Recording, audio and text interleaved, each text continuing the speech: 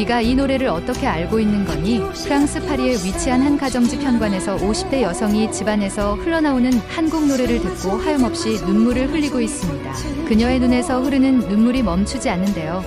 도대체 무슨 사연이 있는 걸까요? 오늘의 사연 바로 시작합니다. 이야기를 시작하기 전에 구독과 좋아요는 이미 누르셨죠? 감사합니다. 그럼 이야기를 들어보겠습니다. 안녕하세요. 저는 소피 르블랑입니다. 현재 프랑스2 방송국의 메인 앵커로 일하고 있습니다. 많은 분들이 저를 프랑스의 대표적인 여성 언론인으로 알고 계시지요. 하지만 오늘은 앵커 소피 르블랑이 아닌 한 여자로서의 이야기를 들려드리려 합니다. 2024년 봄의 어느 날이었습니다. 평소처럼 저녁 뉴스를 마치고 파리 15구에 있는 딸 마리의 집에 들렀습니다. 매주 화요일마다 하는 저녁 식사 약속이었지요. 마리는 이제 35살의 아름다운 여인이 되어 행복한 결혼 생활을 하고 있습니다. 현관문 비밀번호를 누르고 들어섰을 때였습니다. 집안에서 한 노래가 흘러나왔습니다. 처음에는 그저 지나가는 음악이려니 했습니다. 요즘 마리가 한국 문화에 관심이 많아 종종 K-팝을 듣곤 했으니까요. 하지만 그 순간 35년 전의 기억이 물밀듯이 밀려왔습니다. 심수봉의 백만송이 장미. 1989년 파리의 작은 카페에서 처음 들었던 그 노래였습니다. 현관에 서서 신발도 벗지 못한 채 저는 그대로 주저앉아 울고 말았습니다. 얼마나 흐느꼈는지 모릅니다. 엄마, 왜 그러세요? 마리가 놀란 얼굴로 달려왔지만 저는 한동안 아무 말도 할 수 없었습니다. 35년 동안 가슴 깊이 묻어두었던 기억들이 봄날의 꽃처럼 한꺼번에 피어오르고 있었으니까요. 많은 사람들이 제게 묻곤 했습니다. 왜 결혼하지 않았냐고, 마리의 아버지는 누구냐고. 저는 늘 애매한 미소로 넘겼습니다. 이혼했다는 짧은 한마디로 모든 질문을 막아섰지요. 심지어 마리에게도 그녀의 아버지에 대해 제대로 이야기해 준 적이 없었습니다. 하지만 그날, 그 노래를 들은 순간 더 이상 진실을 숨길 수 없다는 생각이 들었습니다. 이제는 말해야 할 때가 온 것 같았습니다. 마리는 이미 성인이 되어 자신만의 가정을 꾸리고 있었고 저 역시 이 오랜 침묵에서 벗어나고 싶었습니다. 마리야, 이 노래에 대해서 이야기해 줄게. 거실 소파에 앉아 차를 마시며 저는 천천히 입을 열었습니다. 이 노래는 내 아버지가 처음으로 나에게 들려준 노래란다. 마리의 눈이 커졌습니다. 35년 만에 처음으로 꺼내는 이야기. 1989년 파리의 봄, 소르본 대학의 한국인 교환학생이었던 그와의 이야기를 시작할 시간이 된 것 같습니다. 백만송이 장미라는 노래는 우리의 첫 만남을 이어준 달이었고 35년이 지난 지금 다시 한번 우리를 이어주게 될 운명의 다리가 되었습니다. 이제 그때로 돌아가 1989년의 파리, 그 찬란했던 봄날에서 이야기를 시작해보려 합니다. 저희 아버지는 프랑스에서 가장 오래된 와인 수출 회사 중 하나를 운영하셨습니다. 르블랑 와인하우스는 18세기부터 이어져 온 가문의 자랑이었지요. 샹젤리제 거리에서 가장 아름다운 건물 중 하나로 꼽히는 저택에서 자란 저는 그야말로 파리의 상류층 귀족이었습니다. 어린 시절의 제 일상은 마치 동화 속 이야기 같았습니다.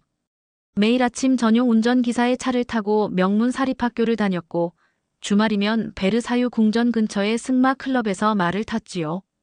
저녁 식사는 늘 정찬으로 차려졌고 식탁에는 언제나 아버지가 직접 고른 최고급 와인이 올랐습니다. 특히 아버지는 와인에 대한 자부심이 대단하셨습니다. 소피, 와인은 단순한 술이 아니란다.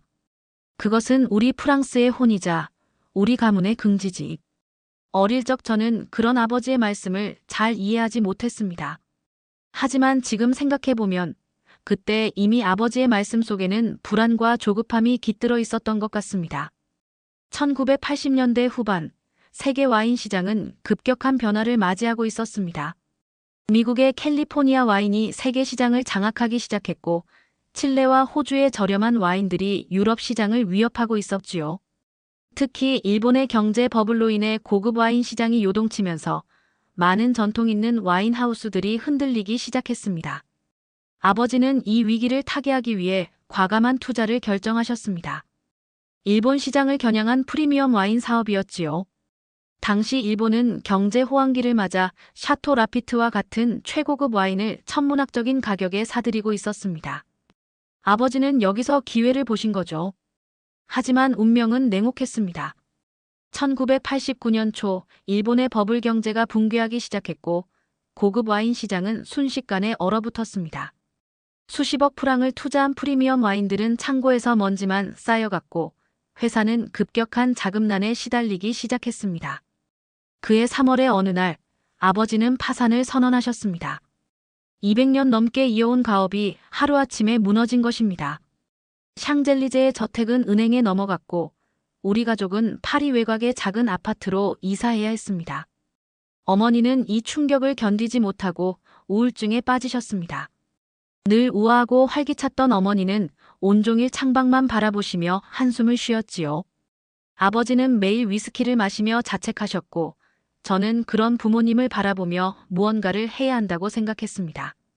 결국 저는 소르본 대학 법학부 수업을 들으면서 생텀 미셸 거리의 작은 카페에서 아르바이트를 시작했습니다. 그곳은 대학생들이 많이 찾는 곳이었지요.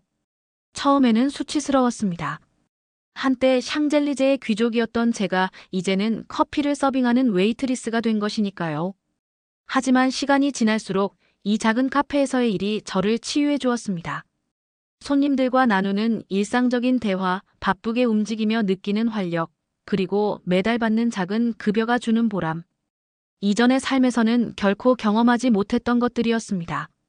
특히 카페를 찾는 다양한 국적의 학생들을 만나면서 제 시야도 넓어졌습니다.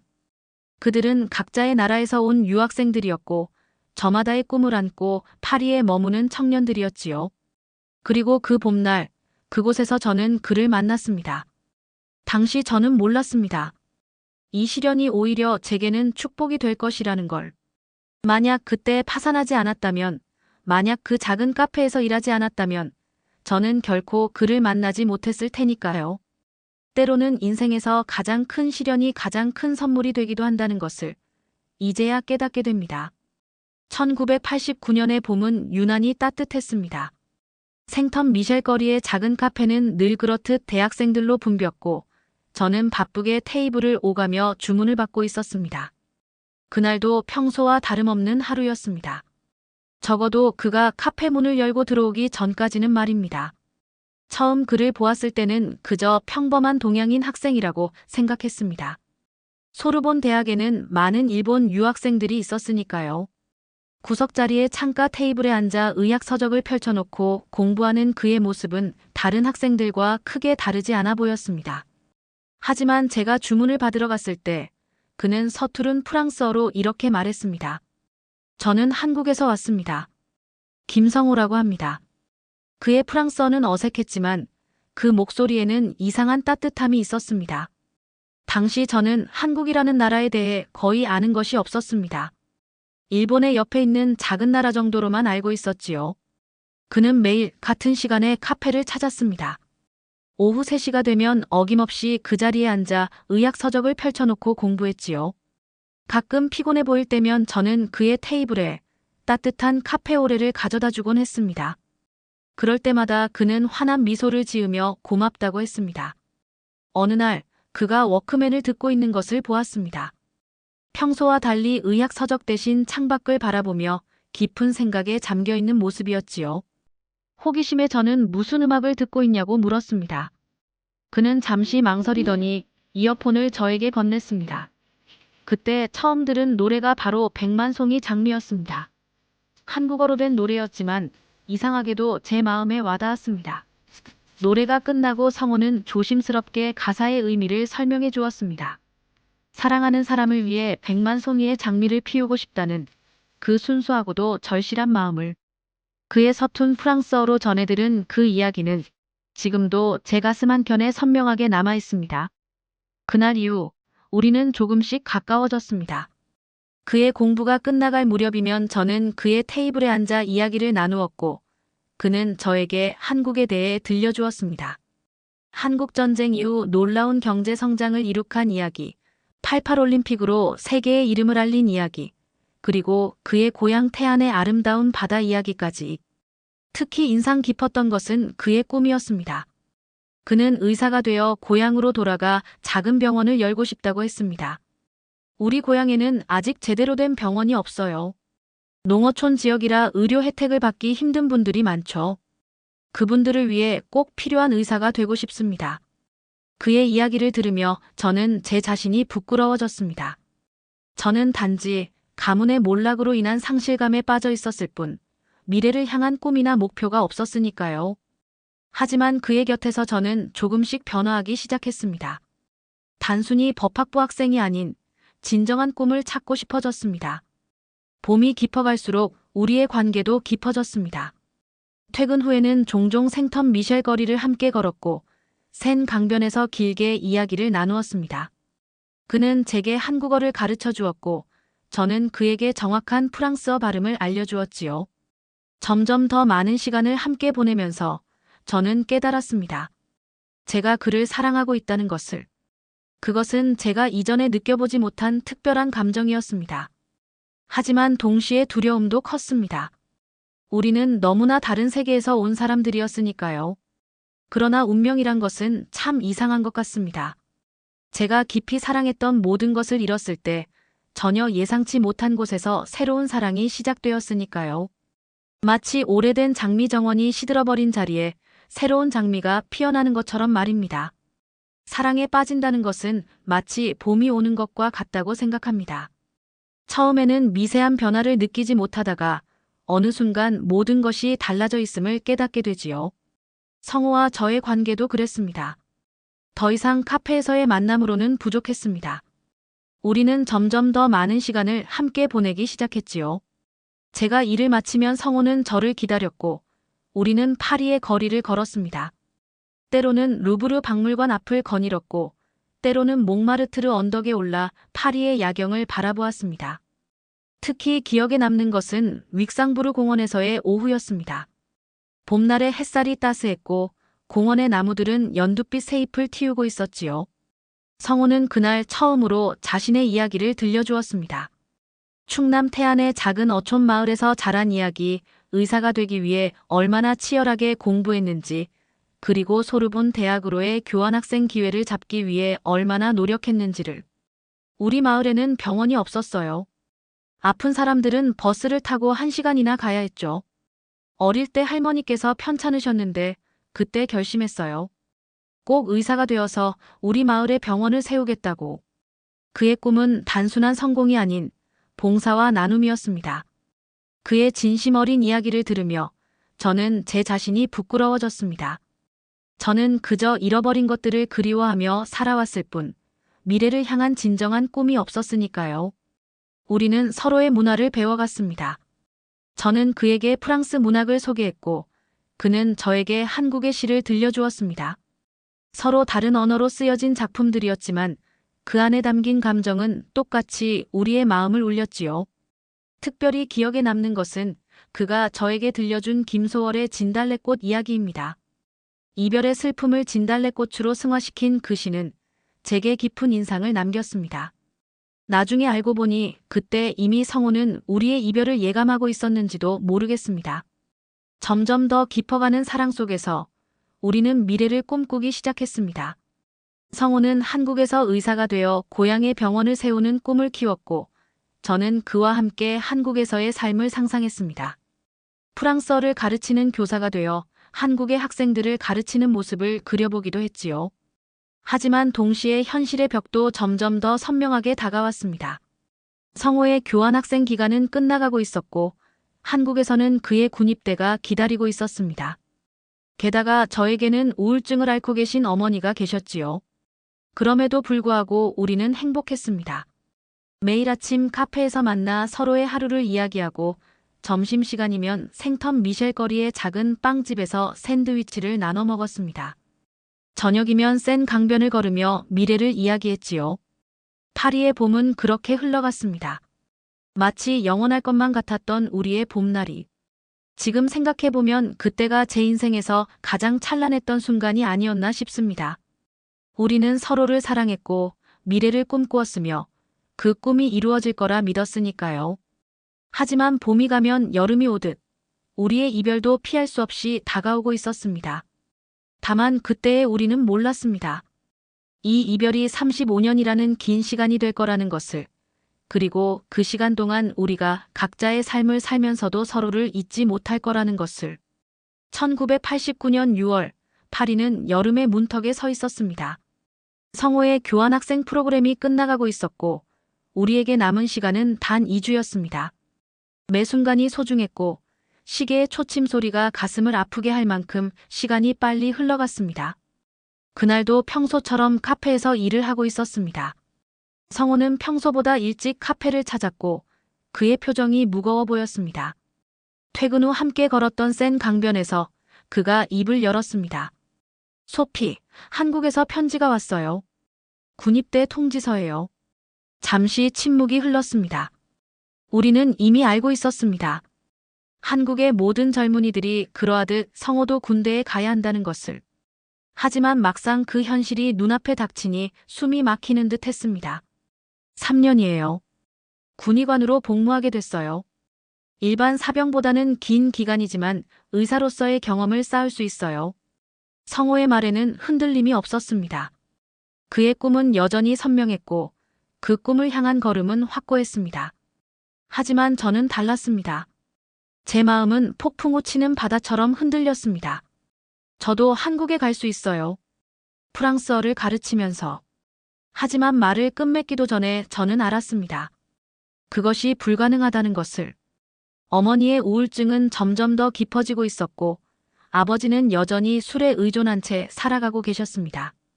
제가 이 시기에 프랑스를 떠난다는 것은 상상조차 할 수 없는 일이었습니다. 성호도 알고 있었을 것입니다. 하지만 그는 끝까지 저의 제안을 진지하게 들어주었습니다. 그리고 마지막 날이 왔습니다. 샤를 드골 공항으로 가는 길은 유난히도 길게 느껴졌습니다. 우리는 많은 이야기를 하지 않았습니다. 할 수 있는 모든 이야기는 이미 다 했다고 생각했으니까요. 하지만 지금 생각해보면 정작 가장 중요한 말들은 하지 못했던 것 같습니다. 공항 로비에서 성호는 마지막 선물을 꺼냈습니다. 100만 송이 장미 카세트 테이프였습니다. 이 노래처럼 당신을 위해 정말 100만 송이 장미를 피우고 싶었어요. 하지만 이제는 각자의 꿈을 이뤄야 할 것 같아요. 소피, 당신의 꿈을 찾아 행복해지세요. 그것이 성호가 저에게 한 마지막 말이었습니다. 저는 아무 말도 하지 못했습니다. 그저 카세트 테이프를 꼭 쥔 채 그가 보안 검색대를 통과해 사라지는 모습을 바라보았을 뿐입니다. 집으로 돌아오는 택시 안에서 저는 처음으로 울음을 터뜨렸습니다. 운전사는 룸미러로 저를 걱정스럽게 바라보았지만 아무 말도 하지 않았습니다. 파리의 거리는 여전히 아름다웠고 사람들은 평소와 다름없이 일상을 살아가고 있었습니다. 하지만 제게는 모든 것이 달라져 있었습니다. 귀가하자마자 저는 성호가 준 카세트 테이프를 재생했습니다. 심수봉의 목소리가 흘러나왔고 비록 가사는 알아들을 수 없었지만 그 애절한 감정은 고스란히 전해져 왔습니다. 그제서야 저는 깨달았습니다. 이것이 진정한 이별이라는 것을. 그날 이후로 저는 100만 송이 장미를 다시 듣지 않았습니다. 그 노래는 제 서랍 속 깊이 묻어두었고 성호와의 추억도 그렇게 가슴 한켠에 묻어두었습니다. 하지만 가끔 봄날 꽃이 필 때면 저도 모르게 그 노래를 흥얼거리고 있는 제 자신을 발견하곤 했습니다. 어쩌면 우리의 사랑은 그렇게 끝나야 했는지도 모릅니다. 각자의 자리에서 각자의 꿈을 이루기 위해 걸어가야 했으니까요. 하지만 이제 와 생각해보면 그때 우리가 조금 더 용기를 내지 못한 것이 후회됩니다. 35년이라는 긴 시간이 흐른 지금에서야 저는 그 선택이 얼마나 아쉬웠는지를 온전히 깨닫게 되었습니다. 시간은 참 이상한 것 같습니다. 때로는 한없이 느리게 흐르다가도 어느 순간 뒤돌아보면 너무나 빨리 지나가 버린 것을 발견하게 되지요. 성호와 헤어진 후에 35년도 그랬습니다. 처음 몇 달은 정말 힘들었습니다. 매일 아침 카페에서 일하며 그가 항상 앉던 자리를 바라보았고 퇴근 후에는 우리가 함께 걸었던 센 강변을 혼자 걸었습니다. 하지만 삶은 계속되어야 했고 저는 앞으로 나아가야만 했습니다. 그해 가을 저는 우연한 기회로 지역방송국의 인턴 기자가 되었습니다. 법학부 수업에서 만난 교수님의 추천이었습니다. 처음에는 단순한 업무만 하는 인턴이었지만 점차 현장 취재도 나가게 되었고 리포터로서의 재능을 발견하게 되었습니다. 방송 일을 시작하면서 저는 처음으로 제 자신의 꿈을 찾았습니다. 성우가 의사가 되어 사람들을 돕고 싶어 했던 것처럼 저는 언론인으로서 진실을 전하고 사회의 약자들의 목소리를 대변하고 싶었습니다. 그렇게 저는 점점 성장했고 마침내 프랑스2의 앵커가 되었습니다. 어머니의 우울증도 조금씩 나아졌고 아버지도 술을 끊으셨습니다. 부모님은 제가 TV에 나오는 모습을 보시며 자부심을 느끼셨고 저는 그런 부모님을 보며 위안을 얻었습니다. 하지만 제 마음 한켠에는 늘 빈자리가 있었습니다. 마리가 태어난 것은 성우가 떠나고 그 다음에 봄이었습니다. 홀로 아이를 키우는 것이 쉽지는 않았지만 마리는 제게 가장 큰 기쁨이자 삶의 이유가 되었습니다. 가끔 마리가 웃을 때면 성우의 모습이 겹쳐 보일 때가 있었습니다. 그럴 때마다 저는 마음 한켠이 아려왔지만 동시에 감사했습니다. 시간이 흐르면서 세상은 빠르게 변해갔습니다. 특히 한국은 놀라운 속도로 발전했습니다. 처음에는 삼성이나 현대 같은 기업들이 세계 시장에서 두각을 나타내기 시작했고 이후에는 K-팝과 한국 드라마가 전 세계를 사로잡았습니다. 그때마다 저는 성우를 떠올렸습니다. 그가 그토록 자부심을 가지고 이야기하던 한국이 이렇게 성장할 것이라는 걸 그는 이미 알고 있었던 걸까요? 프랑스에서도 한국 문화의 영향력이 커졌습니다. 파리의 거리에서 한국 음식점을 발견하는 것이 더 이상 특별한 일이 아니었고 젊은이들 사이에서는 K-팝이 대세가 되었습니다. 저는 뉴스에서 한국 관련 소식을 전할 때마다 가슴이 뛰었습니다. 가끔은 인터넷으로 태안을 검색해보기도 했습니다. 성우가 그토록 사랑했던 그의 고향은 이제 아름다운 관광지가 되어 있었고 그가 꿈꾸던 대로 현대적인 의료시설들도 들어서 있었습니다. 하지만 저는 그곳에서 그의 흔적을 찾아보려 하지는 않았습니다. 어쩌면 그는 이미 다른 삶을 살고 있을 테니까요. 마리는 자라면서 종종 아버지에 대해 물었습니다. 하지만 저는 한 번도 제대로 된 대답을 해주지 못했습니다. 그저 너와 나는 서로가 있으니 충분해라는 말로 둘러댔을 뿐이었지요. 마리는 더 이상 묻지 않았고 그렇게 또 시간이 흘러갔습니다. 방송국에서는 저를 프랑스의 대표적인 싱글맘 성공신화로 소개했고 많은 여성들의 롤모델이 되었습니다. 겉으로 보기에 저의 삶은 완벽해 보였을지도 모릅니다. 하지만 매년 봄이 올 때면 제 마음속에서는 여전히 그 노래가 울려 퍼졌습니다. 백만송이 장미를 다시 들은 것은 35년 만의 일이었습니다. 그동안 저는 그 카세트 테이프를 한 번도 꺼내보지 않았습니다. 하지만 그날 마리의 집에서 우연히 그 노래를 듣게 되었을 때 35년이라는 시간이 마치 물거품처럼 사라져버렸습니다. 그리고 저는 깨달았습니다. 제가 결코 그를 잊은 적이 없다는 것을, 그리고 이제는 더 이상 진실을 숨길 수 없다는 것을. 마리의 거실에 앉아 차를 마시며 저는 35년 만에 처음으로 그날의 이야기를 시작했습니다. 제가 이야기를 시작하자 마리는 숨소리조차 내지 않고 경청했습니다. 그녀의 눈빛에서 지금까지 이 순간을 얼마나 기다려왔는지를 읽을 수 있었습니다. 마리, 내 아버지는 의사였단다. 한국에서 온 의대생이었지. 1989년 봄, 내가 일하던 카페에서 만났어. 그는 소르본 대학의 교환학생이었고 이야기를 하면서 저는 깨달았습니다. 제가 얼마나 많은 기억을 생생하게 간직하고 있었는지를. 성호의 미소, 그의 목소리, 우리가 함께 걸었던 파리의 거리들, 그가 들려주었던 한국 이야기들까지 마치 어제의 일처럼 선명했습니다. 엄마, 그동안 왜 말씀해 주시지 않으셨어요?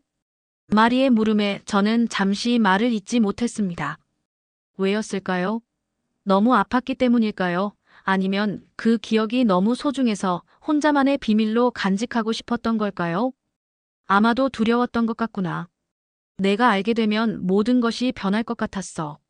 그리고 어쩌면 나 자신과도 마주하고 싶지 않았는지도 모르겠다. 마리는 조용히 제 손을 잡았습니다. 그 따뜻한 손길에서 저는 위로를 느꼈습니다. 제 딸은 이미 성숙한 여인이 되어 있었고 이제는 제가 의지할 수 있는 존재가 되어 있었습니다. 아버지는 지금 어디 계실까요? 마지막으로 들은 이야기로는 태안이라는 곳에서 병원을 운영하고 싶어 하셨어. 그의 고향이었거든. 어릴 적부터의 꿈이었대. 그곳에 병원을 세워서 지역 주민들을 돕는 것.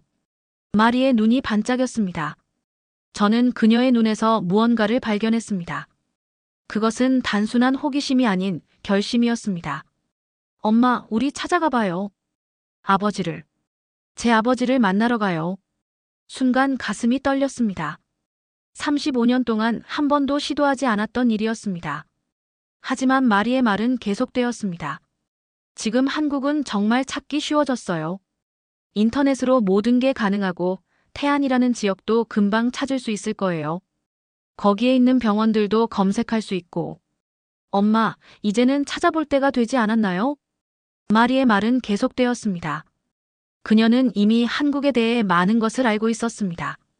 K-팝과 한국 드라마를 통해 한국 문화에 매료되어 있었고, 심지어 기초적인 한국어도 공부하고 있었다고 했습니다. 사실 저는 늘 알고 있었어요. 제가 반이 한국인이라는 걸요. 거울을 볼 때마다 느꼈거든요. 그래서 자연스럽게 한국 문화에 관심을 갖게 된 것 같아요. 마리의 고백에 저는 눈물이 났습니다. 제 딸은 이미 스스로 자신의 뿌리를 찾아가고 있었던 것입니다. 그리고 이제는 저를 이끌어 그 여정에 동참하게 만들고 있었습니다. 시간이 많이 흘렀지만 아버지의 꿈이 이루어졌다면 아마도 태안에서 찾을 수 있을 거예요. 고향에 병원을 세우는 게 꿈이었다고 하셨잖아요. 마리의 말에는 확신이 담겨 있었습니다. 그리고 그 확신은 저에게도 전해졌습니다. 이제는 정말 때가 된 것일까요? 35년이라는 긴 시간이 흐른 지금, 우리는 다시 그를 찾아 나서도 될까요? 창밖으로 파리의 봄날이 보였습니다. 35년 전 그날처럼 따스한 봄날이었습니다. 그리고 저는 결심했습니다. 이제는 더 이상 도망치지 않기로. 우리의 이야기를 마리와 함께 완성하기로. 그래, 찾아가 보자. 내 아버지를. 우리 함께 찾아가 보자. 마리는 환하게 웃었습니다. 그 미소는 마치 35년 전 성호의 미소를 보는 것 같았습니다. 이제 우리는 새로운 여정을 시작하려 합니다. 파리에서 태안으로 35년의 시간을 뛰어넘어 우리는 그를 찾아 나설 것입니다. 2024년 4월, 우리는 인천국제공항에 도착했습니다. 35년 전 성호가 떠났던 샤를 드골 공항과는 비교도 할 수 없을 만큼 현대적이고 웅장한 공항이었습니다. 입국장을 빠져나오는 동안 저는 이상한 기분을 느꼈습니다. 마치 시간 여행을 하는 것 같았지요. 처음 한국에 발을 디뎠을 때의 감정을 어떻게 설명해야 할까요? 낯섦과 친숙함이 기묘하게 뒤섞인 느낌이었습니다. 공항에서 우리를 맞이한 것은 한국어와 영어가 뒤섞인 안내방송이었고, 저는 그 속에서 어렴풋이 성호가 가르쳐준 한국어 단어들을 알아들을 수 있었습니다. 마리는 저보다 더 적극적이었습니다. 그녀는 이미 스마트폰 앱으로 태안까지 가는 길을 검색해 놓았고, 심지어 태안의 모든 개인 병원 목록도 찾아 놓았더군요. 그녀의 준비성을 보며 저는 새삼딸의 모습에서 성호의 꼼꼼함을 발견할 수 있었습니다. 서울에서 태안으로 가는 길은 생각보다 멀었습니다. 하지만 35년 전과는 달리 고속도로가 잘 발달되어 있었고, 우리는 편안한 버스를 타고 이동할 수 있었습니다. 창밖으로 펼쳐지는 한국의 풍경은 성호가 들려주었던 이야기 그 이상이었습니다. 현대적인 도시와 아름다운 자연이 조화롭게 어우러져 있었지요. 엄마, 저기 바다가 보여요. 태안에 가까워질수록 마리의 목소리에는 설렘이 가득했습니다. 창 너머로 보이는 서해안의 푸른 바다는 성호가 그토록 그리워하던 바로 그 바다였습니다. 그는 종종 이 바다에 대해 이야기했었지요. 어린 시절 해변에서 놀던 추억, 일몰이 특히 아름답다는 이야기들을. 태안에 도착했을 때는 이미 오후였습니다. 우리는 먼저 작은 숙소에 짐을 풀었습니다. 방에서 보이는 바다는 믿을 수 없을 만큼 아름다웠습니다. 마리는 창가에 서서 오랫동안 바다를 바라보았습니다. 이곳이 아버지의 고향이군요.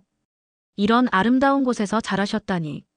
숙소에서 잠시 휴식을 취한 후 우리는 본격적인 수소문을 시작했습니다. 마리가 미리 찾아놓은 병원 목록을 들고 태안 읍내를 돌아다니기 시작했습니다. 처음 몇 군데의 병원에서는 김성호라는 이름의 의사를 모른다고 했습니다. 하지만 포기하지 않았습니다. 약국들을 찾아다니며 물어보기도 하고 오래된 가게의 주인들께 이야기를 듣기도 했습니다. 그러다 우연히 한 노약국에서 실마리를 찾았습니다. 김성호 선생님 말씀하시는 거예요? 지금은 아드님이 병원을 맡아서 하고 계시죠. 원장 선생님은 은퇴하신 뒤에도 가끔 의료봉사 다니시는 걸로 알고 있어요. 참, 사모님은 3년 전에 돌아가셨지만 순간 가슴이 멎는 것 같았습니다. 당연히 결혼을 했을 것이라는 사실을 이미 예상하고 있었음에도 막상 그 사실을 확인하니 머리가 어지러웠습니다.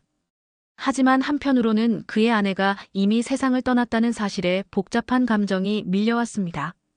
마리는 제 손을 꼭 잡았습니다. 괜찮아요, 엄마. 우리는 그저 아버지를 만나러 온 거예요.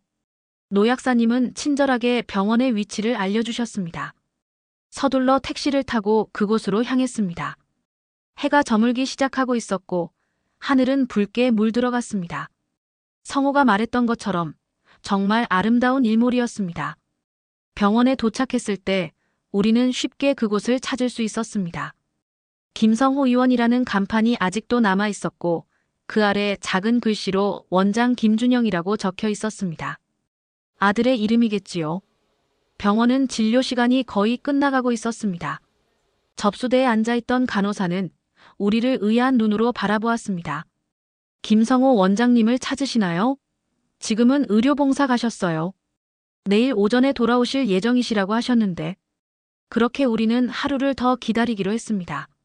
35년을 기다렸는데 하루 정도는 더 기다릴 수 있었습니다. 숙소로 돌아가는 길에 마리가 말했습니다. 내일이면 아버지를 만날 수 있겠네요. 해는 완전히 저물어 있었고 하늘에는 별들이 반짝이기 시작했습니다. 옛날 성호가 말했던 것처럼 이곳의 밤하늘은 파리의 그것과는 비교할 수 없을 만큼 맑고 아름다웠습니다. 그 별들 아래서 우리는 마침내 35년 만의 재회를 기다리고 있었습니다. 다음 날 아침 우리는 일찍 병원을 찾았습니다. 봄볕이 따사로웠고 바닷가에서 불어오는 바람이 상쾌했습니다. 병원 앞에 도착했을 때 한 중년 남자가 하얀 의사가운을 입고 문을 열고 있었습니다. 그의 뒤로 또 다른 하얀 가운이 보였습니다. 아버지, 오늘은 제가 먼저 시작할게요. 어제 의료봉사 다녀오시느라 피곤하실 텐데. 그때였습니다. 그 목소리를 들은 순간 35년 만에 처음으로 그의 모습을 보았습니다. 성호의 머리는 희끗희끗 센 머리가 되어 있었지만 그 눈빛만은 여전히 그대로였습니다. 잠시 그 자리에 얼어붙은 듯 서 있던 그가 천천히 입을 열었습니다. 소피. 시간이 멈춘 것 같았습니다. 봄바람이 불어오고 새들이 지저귀고 멀리서 파도 소리가 들려왔지만 우리에게는 아무것도 들리지 않았습니다. 마리가 앞으로 나섰습니다. 아버지. 그 한마디에 성호의 눈에서 눈물이 흘러내렸습니다. 그의 아들 준영은 상황을 직감한 듯 조용히 병원 안으로 들어갔습니다. 우리는 바닷가로 걸어갔습니다. 파도 소리를 들으며 성호는 자신의 이야기를 들려주었습니다. 군의관 복무를 마치고 이곳에 돌아와 병원을 연 이야기, 시골 마을의 유일한 의사로서 환자들을 돌보며 살아온 세월, 그리고 결혼을 하고 아들을 키우면서도 저를 잊지 못했다는 이야기를. 특히 3년 전 아내가 세상을 떠나기 전 마지막으로 한 말이 가슴에 남았다고 했습니다. 당신 마음속에 늘 다른 사람이 있다는 걸 알고 있었어요. 하지만 당신은 늘 성실했고 좋은 남편이었어요. 이제는 당신의 행복을 찾아도 좋아요. 마리는 이제 이복 오빠가 된 준영과 이야기를 나누기 위해 병원으로 돌아갔고 우리는 계속해서 바닷가를 걸었습니다. 소피, 내가 피운 장미는 여기 있어요. 이 작은 바닷가 마을에서 한 사람 한 사람을 치료하면서 그게 내가 할 수 있는 최선이었어요. 하지만 이제는 말할 수 있을 것 같아요. 당신을 한 번도 잊은 적이 없다고. 저는 파리로 돌아가 방송국 일을 정리했습니다. 은퇴를 앞두고 있었기에 큰 어려움은 없었습니다. 마리는 한국과 프랑스를 오가며 문화교류 사업을 하기로 했고 준영은 흔쾌히 저희를 받아들여 주었습니다. 지금 우리는 태안의 작은 집에서 함께 살고 있습니다. 성호는 여전히 의료봉사를 다니고 저는 지역 방송국에서 프랑스어를 가르치는 일을 시작했습니다. 가끔 저녁이면 우리는 함께 해변을 거닙니다. 파리의 센 강변과는 전혀 다른 풍경이지만 손을 잡고 거니는 이 시간이 그 어느 때보다 행복합니다. 그리고 밤이면 우리는 옛날처럼 백만송이 장미를 함께 듣습니다. 이제는 제가 그 가사의 의미를 온전히 이해할 수 있게 되었습니다. 35년이라는 시간이 결코 짧지 않았지만 그 시간은 우리를 더욱 성숙하게 만들어 주었습니다. 이제 우리는 진정한 의미의 백만송이 장미를 피워내고 있습니다. 그것은 서로에 대한 변함없는 사랑이자 우리가 각자의 자리에서 피워낸 모든 선한 영향력입니다. 인생이란 참 이상한 것 같습니다. 때로는 가장 큰 아픔이 가장 큰 축복이 되기도 하고 가장 길었던 기다림이 가장 아름다운 만남이 되기도 하니까요. 그리고 이 시작은 우리가 함께 피워낼 또 다른 백만송이 장미를 향해 나아가고 있습니다. 오늘의 사연은 여기까지입니다. 무려 35년 전 우리의 가요에 담긴 아름답고 절절한 사랑 이야기에 가슴이 뭉클해지는데요. 두 분이 남은 삶을 꼭 함께 행복하시기를 기원해봅니다. 여러분의 구독과 좋아요, 알림 설정에 힘을 내서 다음에도 더 감동적인 이야기로 찾아뵙겠습니다. 감사합니다.